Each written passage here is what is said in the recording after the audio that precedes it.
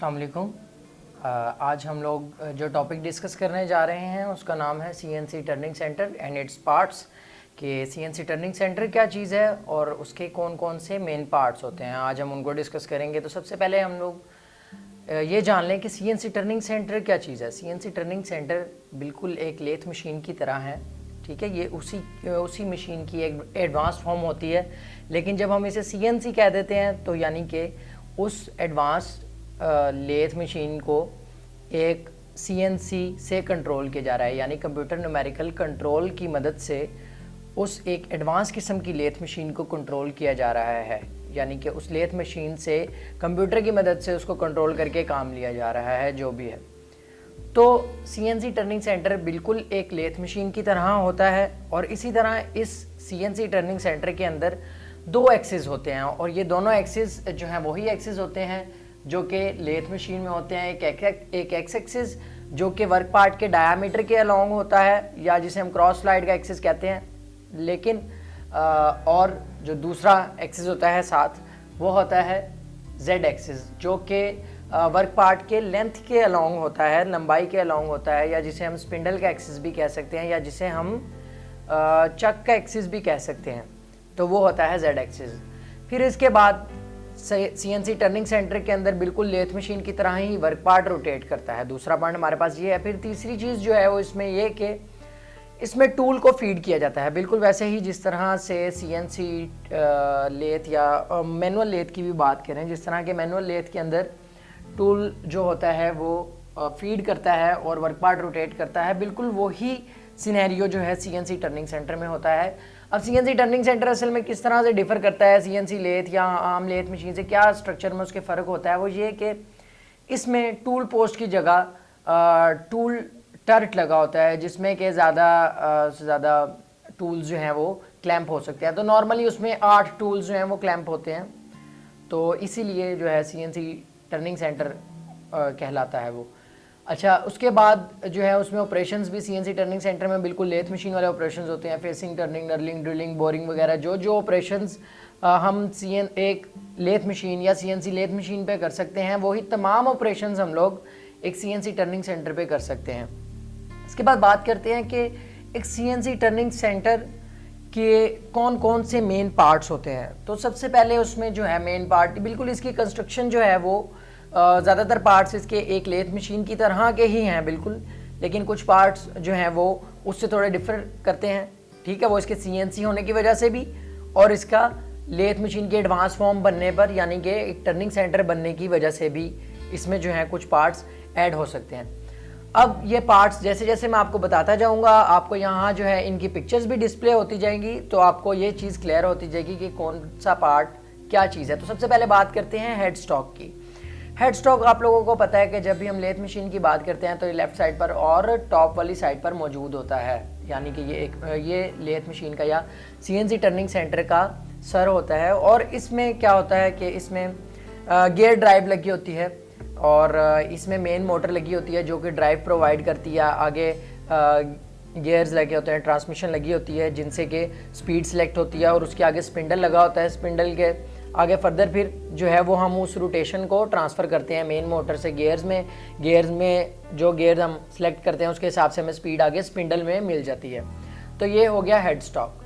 अब head stock में भी जो है आपको पिक्चर में नज़र आ रहा है, और हेड स्टॉक के अंदर जो गियर्स होते हैं स्पीड की एडजस्टमेंट करने के लिए, उनके लिए जो है एम कोड्स इस्तेमाल किए जाते हैं। M41 उनको सेट करने के लिए M42 और M43 का इस्तेमाल किया जाता है उसके लिए। तो हमने ये पहले ये हेड स्टॉक को देख लिया कि ये क्या चीज़ है। दूसरी चीज़ चक, ये एक वर्क होल्डिंग डिवाइस है, आप लोगों को पता है। इसके अंदर जॉज लगे होते हैं, जबड़े जिनको उर्दू में बोलते हैं, वो लगे होते हैं, और ये मुख्तलिफ किस्म के वर्क पार्ट्स को क्लैंप करने के लिए इस्तेमाल होता है। और यही काम इसका सीएनसी टर्निंग सेंटर के अंदर है। और ये कहाँ लगा होता है? स्पिंडल के ऊपर, जो मोटर से ड्राइव आ रही है, आगे गियर्स लगे हुए हैं, आगे स्पिंडल है, और स्पिंडल के आगे चक लगा होता है। बिल्कुल वही कंस्ट्रक्शन है इसकी यहाँ भी। इसके बाद बात करते हैं टेल स्टॉक की। तो ये बिल्कुल हेड स्टॉक के ऑपोजिट साइड पर, जैसा कि आपको डिस्प्ले में नज़र आ रहा होगा, टेल स्टॉक आप लोगों ने लेथ मशीन पर भी पहले देख चुके हैं कि टेल स्टॉक क्या चीज़ है। हेड स्टॉक के ऑपोजिट वाली साइड पर टेल स्टॉक लगा होता है। और इसका काम दरअसल क्या होता है कि जो लंबी लेंथ के जो वर्क पार्ट्स होते हैं उनको दूसरी तरफ से सपोर्ट देने के लिए इसका इस्तेमाल किया जाता है। एक तरफ से तो चक ने वर्क पार्ट को क्लैम्प कर लिया, लेकिन एक वर्क पार्ट है जिसकी लंबाई बहुत ज़्यादा है, तो या लंबाई ज़्यादा होती है या वेट कुछ वर्क पार्ट्स का ज़्यादा होता है जिनको दूसरी तरफ से भी सहारे की ज़रूरत है। एक तरफ से चक ने पकड़ा, दूसरी तरफ से उसको टेल स्टॉक से सहारा देना पड़ता है, सपोर्ट देना पड़ता है, तो उसके लिए टेल स्टॉक इस्तेमाल होता है। फिर अगला पार्ट हमारे पास आ जाता है टेल स्टॉक क्विल। असल में टेल स्टॉक पूरा का पूरा जो है वो वर्क पार्ट को क्लैम्प नहीं करता। टेल स्टॉक के अंदर एक टेल स्टॉक क्विल होती है, जैसे कि आपको डिस्प्ले में पिक्चर भी नज़र आ रही होगी। टेल स्टॉक जो पूरी एक असम्बली है उसके अंदर टेल स्टॉक क्विल लगी होती है, जिसके आगे डेड सेंटर या लाइव सेंटर का इस्तेमाल किया जाता है।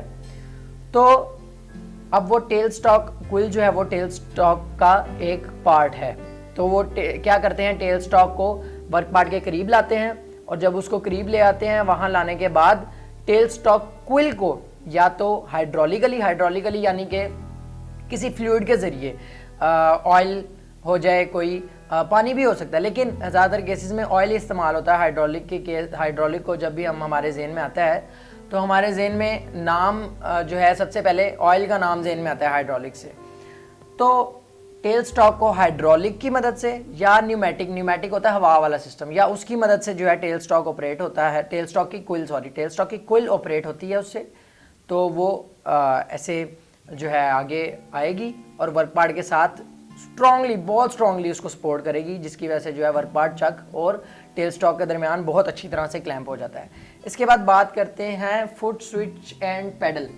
ये पाँव वाली साइड पर पैडल्स होते हैं और इनका काम असल में ये होता है कि दो पैडल्स होते हैं मोस्टली, तो इनसे आप इन पैडल से, इन स्विचेस से आप चक को रिलीज यानी चक को खोल सकते हैं और चक को होल्ड कर सकते हैं, ठीक है। और दूसरा पैडल जो है उससे आप टेल स्टॉक क्विल को फॉरवर्ड और बैकवर्ड मूव कर सकते हैं। तो ये फुट स्विच और पैडल का ये काम होता है। इसके बाद बात करते हैं सीएनसी कंट्रोल पैनल। ये एक बहुत अहम पार्ट है किसी भी सीएनसी मशीन का। असल में ये सीएनसी मशीन का दिमाग जो होता है वो ये सीएनसी कंट्रोल पैनल है। सीएनसी कंट्रोल पैनल के ऊपर से ही जो भी आपने फंक्शन परफॉर्म करवाना है सीएनसी मशीन से, वो सीएनसी कंट्रोल पैनल से ही होगा।